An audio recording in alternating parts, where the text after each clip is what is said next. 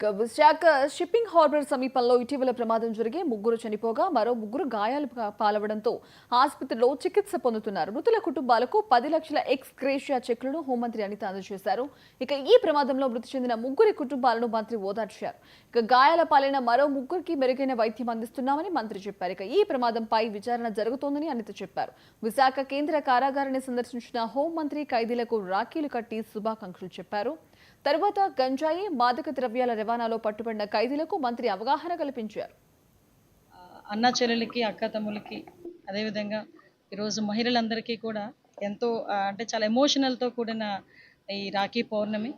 అందరూ కూడా వాళ్ళ అన్నయ్యల దగ్గరికి తమ్ముళ్ళ దగ్గరికి వెళ్ళి మరీ రాఖీలు కట్టించుకొని వాళ్ళ తాలూకు ఆదరాభిమానాలు పొందడానికి అదేవిధంగా వాళ్ళ ఆశీర్వాదాలు పొందడానికి మహిళలందరూ కూడా ముందుకు వచ్చే ఒక మంచి పర్వదినం ఈరోజు ఈ కార్యక్రమాన్ని ప్రత్యేకంగా ఈరోజు సెంట్రల్ జైల్లో ఉన్న కొంతమంది ప్రిజనర్స్తోని ఈరోజు అది నేను చేసుకోవాలి. అట్ ద సేమ్ టైం వాళ్ళకు ఒక పరివర్తన రావాలనే ఉద్దేశంతో ఇక్కడికి రావడం జరిగింది.